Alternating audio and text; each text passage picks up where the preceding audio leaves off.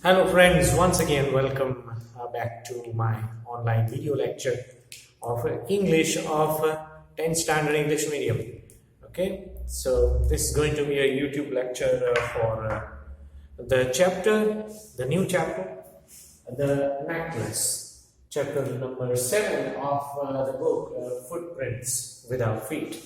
Okay आपकी text book जो है 10th स्टैंडर्ड की फुटप्रिंट्स विदाउट फीट इंग्लिश की उसका 7th चैप्टर का ये लेक्चर रहेगा ओके जिसका नाम है the necklace actually it is a translated story translated French story originally ये स्टोरी फ्रेंच में लिखा गया था फ्रेंच लैंग्वेज में और उसको लिखने वाले राइटर जो है उसका नाम मैंने यहाँ पे लिखा है गाय डी मॉपेजेंट राइटर का नाम है गाय डी मॉपेजेंट उन्होंने ये स्टोरी लिखा था फ्रेंच में originally and then after it got translated into English ये एक मॉरल स्टोरी है ठीक है स्टोरी का टोन जो है थोड़ा सा सीरियस है and the story gives us a very good lesson morally it gives us a very good lesson and that lesson I'm going to tell you okay and then after I'm going to briefly describe the story in my own words so basically we come across to see so many people in this world who are kind of highly dissatisfied with their conditions they are not happy at all now the concept of being happy or unhappy that totally depends on the individual's mind, the individual's understanding. Some people believe that having so much of wealth and money and luxuries, okay, means happiness. कि इंसान के पास बहुत सारा पैसा हो, बहुत सारी सुख सुविधाएं जो है, तो उसको ही हम happiness बोलते हैं. And some people believe that money and luxury doesn't matter they don't matter in case if you have satisfaction in your mind for whatever you have in your life then you will always be regarded as a happy person okay because even if you have wealth or money it doesn't mean that you will have a satisfaction it's very very important thing for us to understand कि हमारे पास wealth और money चाहे जितने भी हो लेकिन अगर satisfaction नहीं है तो ऑब्वियसली हम लोग हैप्पी नहीं होंगे ये एक बहुत अच्छी बात इस लेसन के जरिए हमें सीखने को मिलती है okay happy mind needs to have a satisfaction in case if you have a satisfaction in whatever condition that you live in you will eventually be happy in your life okay क्योंकि हमारी जो कोई भी condition है तो उसके बारे में अगर हम सोचेंगे कि यार मेरे पास ये नहीं है वो नहीं है ओके मेरे पास पैसे नहीं है व्हाटएवर या जो लग्जरीज जो दूसरों के पास होती है वो नहीं है अगर हम ऐसा सोचेंगे तो फिर हमें ये भी सोचना चाहिए कि हमारे पास जितना भी है ठीक है जितना भी हमारे पास है उतना बहुत सारे लोगों के पास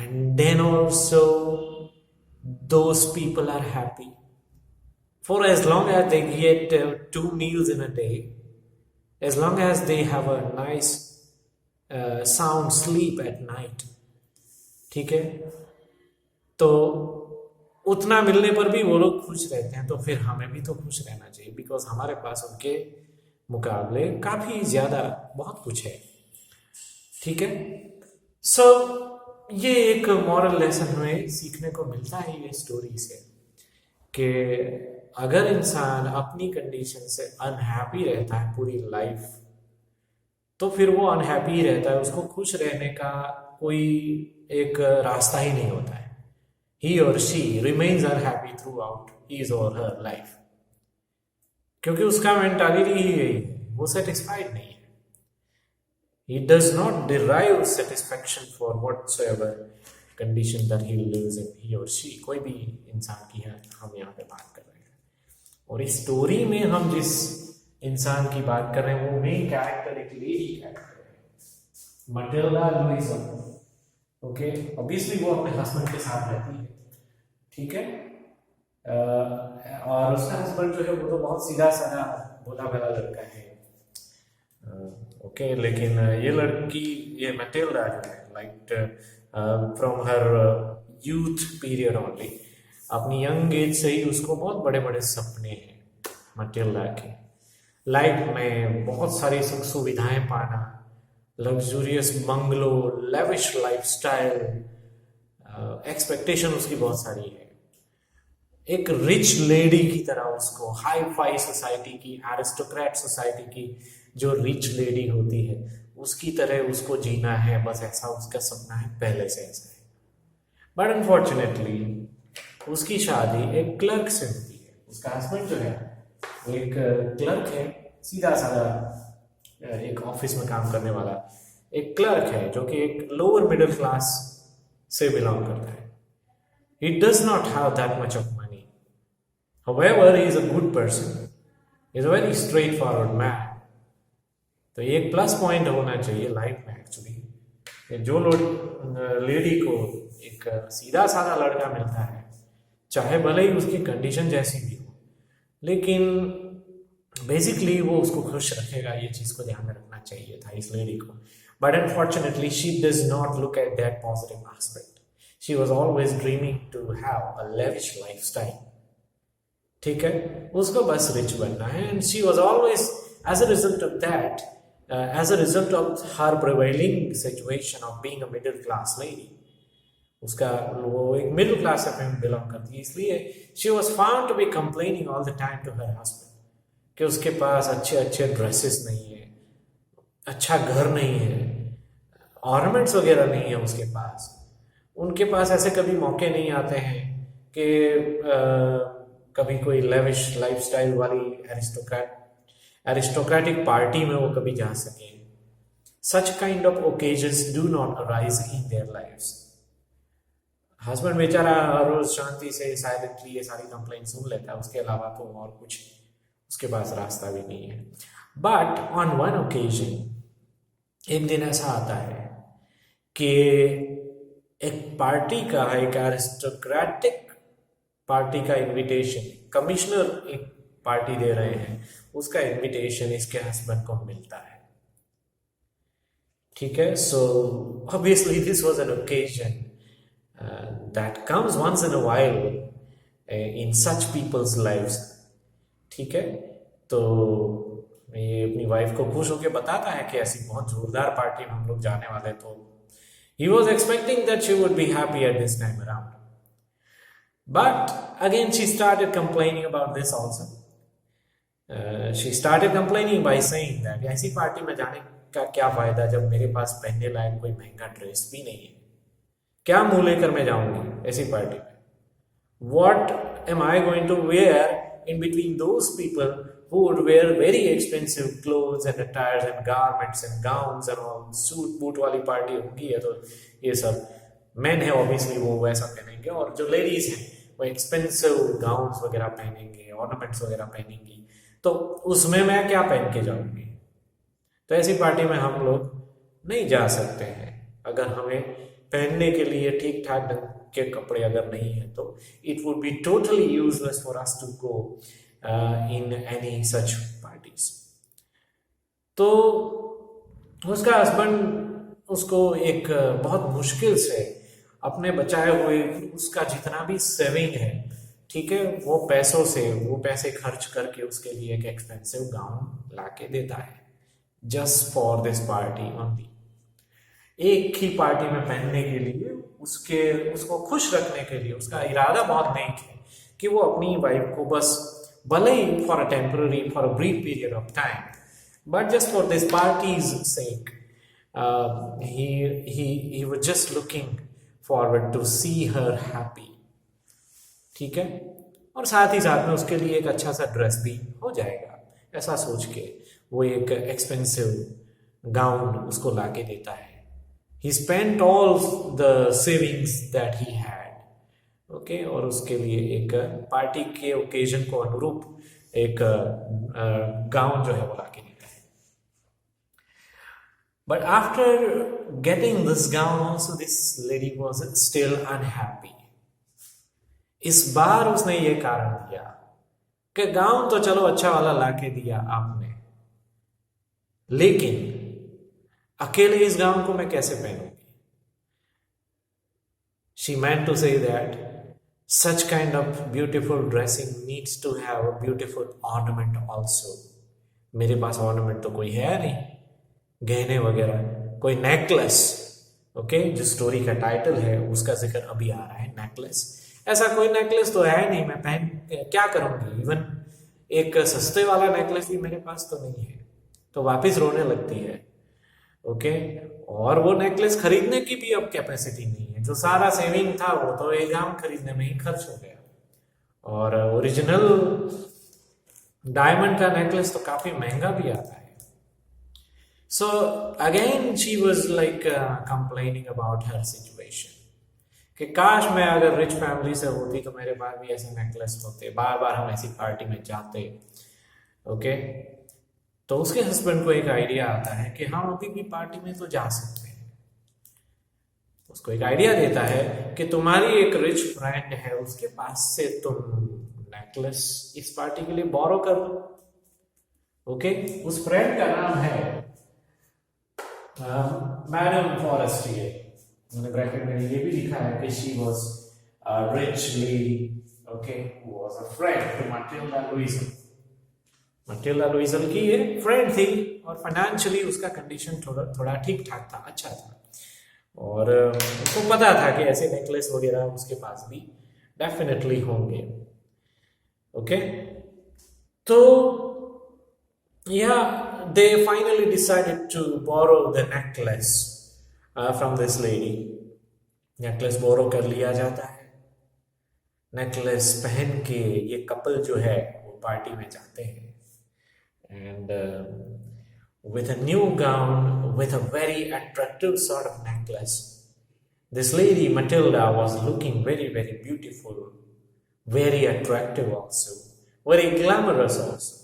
Probably for the first time in her life she was looking as much glamorous as she had never been looking so before that. तो एक सीधी सादी लड़की अब एकदम ग्लैमरस लग रही है। पार्टी में भी उसने एक बहुत ही अच्छा इंप्रेशन डाला। The man started gazing towards her, each and everyone was looking forward to talk with her, the men were looking forward to dance with her also. So she was very happy about the kind of impression that she had generated in the party after remaining present in the party. Party में जाने के बाद उसकी जो impression पड़ी, ठीक है, चौंका देने वाली इंप्रेशन, उसकी वजह से ये लेडी भी बहुत खुश होने लगी। उसको भी ये विश्वास नहीं हो रहा था कि इतनी ब्यूटीफुल वो आज दिख रही है पार्टी में। She remained in the party till the last point, and the couple ultimately left the party at 4 o'clock. They thoroughly enjoyed the party for the whole night. पूरी रात ये पार्टी दोनों एंजॉय करते हैं और लास्ट में जब ये पार्टी खत्म होती है तो 4 बजे, सुबह के 4 बजे वो वहां से निकलते हैं घर पे आने के लिए। और घर पे आने के लिए वो कैब हायर करते हैं, कैब में बैठ के वो घर पे आते हैं। And obviously this lady was very happy.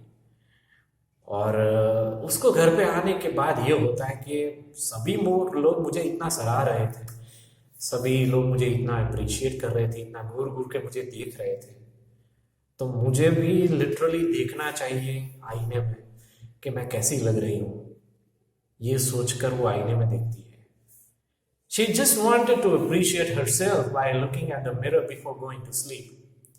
Before removing that gown, before removing that necklace, she just wanted to have a long look at her. Okay? और इस इरादे से वो मिरर के सामने खड़ी रह जाती है।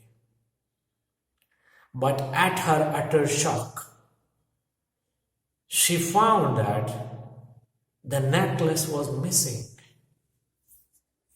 उसकी पहली नजर उसके नेक के ऊपर जाती है और उसे पता चलता है कि जो नेकलेस को देखने के लिए वो तड़प रही थी मिरर के थ्रू, वो नेकलेस तो गायब है, खो गया है।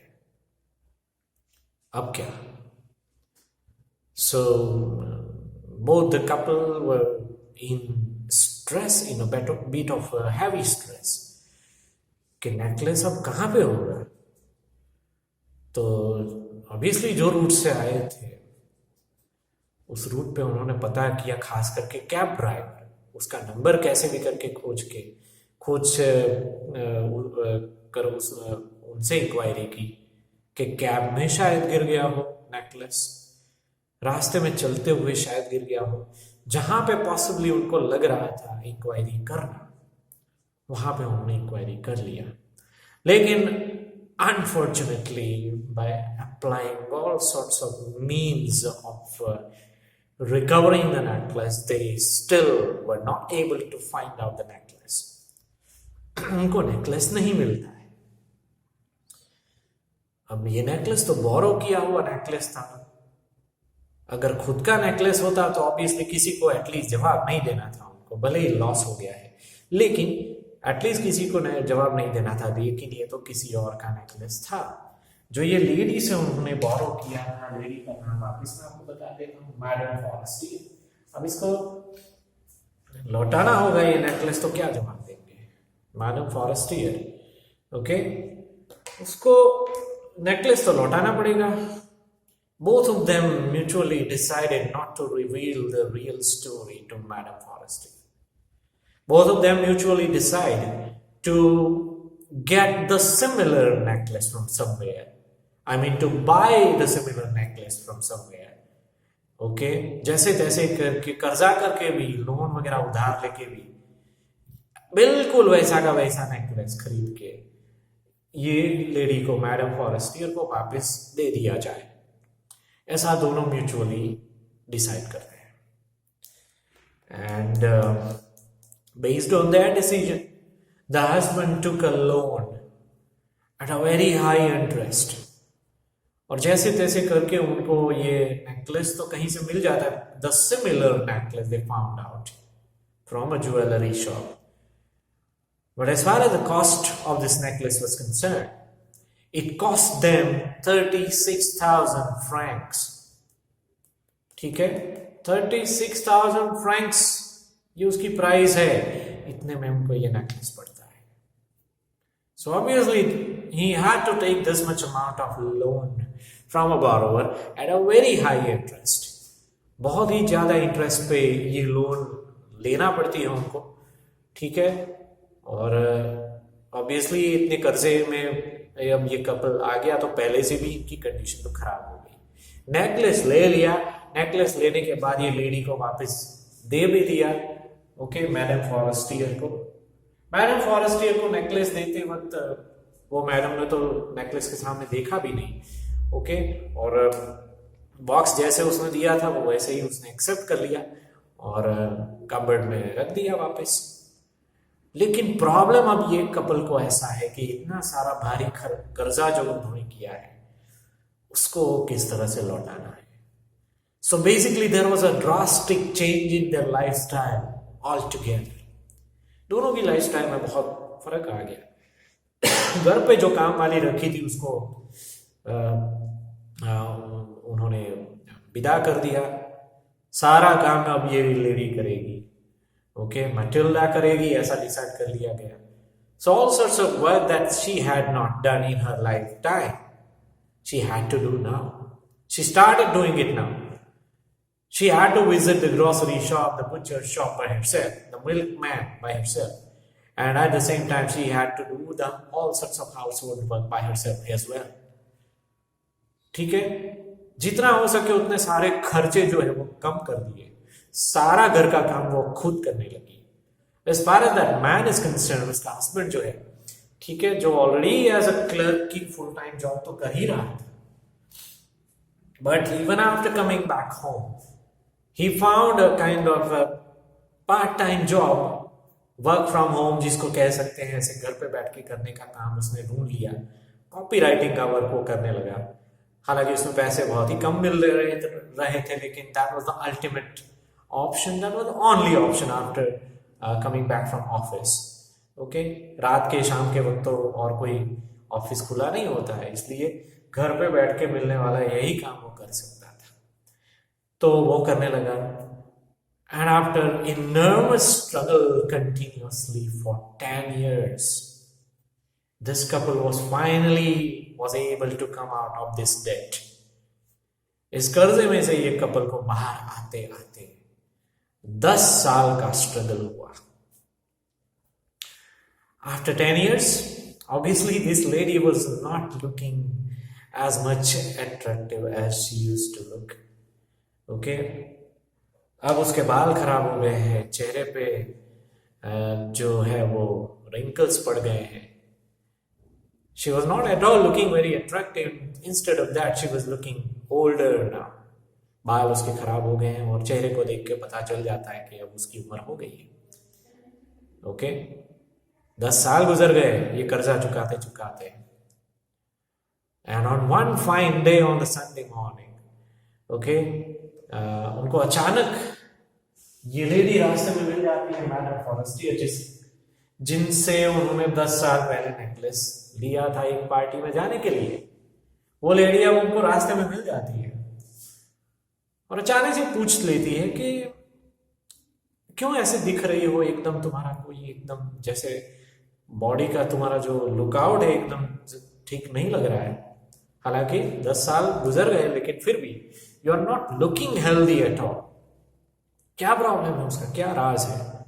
Why are you looking so sad? Why are you looking so miserable? Why are you not looking so healthy? ऐसे ऐसे सवाल करती है मैडम फॉरेस्टियर. तो उस वक्त मटिल्डा जो है वो सारी स्टोरी बता देती है कि ये सारा जो हमारी हालत हुई है वो तुम्हारी वजह से और तुम्हारे एक नेकलेस की वजह से हुई. अब ये स्टोरी मटिल्डा को मैडम फॉरेस्टियर को आज तक पता ही नहीं थी. उसने तो ये सोचा था कि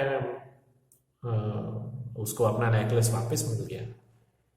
लेकिन मटिल्डा ने इस बार बताया कि उस रात को नेकलेस पहन के जो मैं पार्टी में आई थी उसके बाद वापस घर आके पता चला कि नेकलेस तो खो गया था. और बिल्कुल वैसे का वैसा ही ओरिजिनल नेकलेस हमने तुम्हें खरीद के दिया और तुम्हें नहीं बताया था कि ये नेकलेस जो है हमने एक्चुअली ओरिजिनल वाला जो है खो दिया था और हमें उसके बदले में नया नेकलेस लाके हम तुम्हें दे रहे थे. पूरी स्टोरी सुनने के बाद मैडम फॉरेस्टियर पूरा हैरान हो जाती है. She was also utterly shocked at this time. Okay और उसके हैरान होने का कारण यही है जो अब बताती है मटिल्डा को कि अरे यार कम से कम मुझे बताया तो होता तुमने. Because for the necklace for which you worked for so hard for continuously 10 years, वो नेकलेस तो ओरिजिनल था ही नहीं. There were artificial diamonds on it, जो कि बिल्कुल ओरिजिनल जैसे दिखने वाले डायमंड्स थे. ओके और हाँ नेकलेस देने के बाद तो मैंने भी उसके ऊपर कोई ध्यान नहीं दिया. मैंने बॉक्स भी वैसे का वैसा रख दिया था. उसके बाद उसके बारे में ज्यादा कोई सोचा भी नहीं था. ये तो आर्टिफिशियल डायमंड वाला नेकलेस था जिसकी कीमत जो है महज 500 फ्रैंक्स थी. It would have costed only 500 Franks. लेकिन 500 फ्रैंक्स के नेकलेस की जगह पे ये कपल को वो नेकलेस 36,000 फ्रैंक्स में खरीदना पड़ा ये लेडी को वापस देने के लिए. So after 10 years, ultimately, story तो यहाँ पे खत्म हो जाती है. बट आफ्टर 10 years, हम यहाँ पे इमेजिन कर सकते हैं कि ये लेडी को अपनी स्टुपिडिटी का पता चला कि एक ओरिजिनल नेकलेस ठीक है ला के दिया. उसके पीछे उन्होंने 10 साल मेहनत की, विच वॉज टोटली अननेसेसरी. ये कर्जा जो किया वो भी उसके ऊपर इंटरेस्ट भी बहुत कुछ चुकाया होगा, वो तो अलग से. 36,000 वो तो ओरिजिनल अमाउंट है लेकिन इंटरेस्ट भी तो लगा होगा जो कि बहुत ही हाई इंटरेस्ट था, वो अलग से. So she realized about her own stupidity and she might have learned a lesson that सिर्फ एक पार्टी के चक्कर में अपना एक ग्रीड जो होता है, अपना एक लाइक इमेजिनेशन वाली दुनिया में रहने का, एक जो सपनों की दुनिया में रहने का क्या नतीजा आता है. कई बार इंसान अपनी जो है वो रियल सेंस खो देता है. In the fake world, living in the fake world of imagination and dreams, the person often loses his or her own identity also. तो एक जो लॉजिकल सेंस होनी चाहिए थी वो उन्होंने खो दी। ना ही वाइफ ने ना ही हस्बैंड ने कभी ऐसा सोचा कि यार ये नेकलेस जो है वो तो आर्टिफिशियल भी हो सकता है, या तो एटलीस्ट आपके लाइक एक्सरसाइज में एक क्वेश्चन आएगा कि just imagine in case if Matilda had already revealed whatever had happened to that lady, madam Forestier को उन्होंने बता दिया होता कि यार नेकलेस खो गया, ठीक है, तो क्या होता? तो मैडम फॉरेस्टियर ज्यादा से ज्यादा उनको वही बोल देती कि हाँ ठीक है 500 फ्रैंक्स का नेकलेस था, वो पैसे आप मुझे या तो दे दो या तो ऐसा नेकलेस मुझे ला के दे दो, ठीक है। या तो अगर वो अच्छी लेडी होती तो वो माफ कर देती, कोई बात नहीं, बहुत बड़ी रकम नहीं है 500 फ्रैंक्स, ठीक है, तो we can forgive that, we can forget that. लेकिन अगर फिर भी इंसिस्ट करती कि हाँ इतने पैसे का यार था नेकलेस तो 500 फ्रैंक्स मुझे आप दे दो तो अच्छा है, तो वो 500 फ्रैंक्स देना इनके लिए it would have been much more easier for them to give 500 francs rather than spending 36,000 francs on buying an original diamond necklace. But that sense did not prevail at that time. At least ये बात हो गई होती, ठीक है, इनके बीच में तो अच्छा था, but unfortunately ऐसा नहीं हुआ, and they had to pay the heavy price because of that. Not only in terms of money, but also in terms of number of years, that is 10 years, for which they had to toil hard. लेकिन एक अच्छा positive side ये भी है कि इस lady को, जो कि सपनों की दुनिया में रहती थी गरीब होने के बावजूद, उसको सब आ गया, रियल वर्ल्ड को फेस करना आ गया, सारे काम करना आ गया उसको, ठीक है, खुद शॉपिंग करने के लिए जाने लगी, खुद ग्रोसरी शॉप में जाने लगी, खुद बुचर शॉप में जाने लगी, घर के सारे काम उसको खुद करने पड़े, ठीक है। तो ये सारी चीजें उसको आ गई, और जो मॉरल लेसन उसको सीखना बहुत पहले से जरूरी था वो भी इवेंचुअली उसको सीखने को मिल गया, ठीक है, कि हमें अपनी कंडीशन जो है उसमें ही खुश रहना चाहिए। We should never ever complain about whatsoever condition that we live in. That's what the moral lesson of this story is. It's a very nice story, but now it comes to an end. Now, all you have to do is to write the exercise in your fair notebook from Camp publication or whichever reference book that you are referring. But before doing that, you need to read this story at least twice in order to understand it thoroughly. Okay? तो यहाँ पे हमारा lecture खत्म होता है. Thank you very much for your time. Bye bye.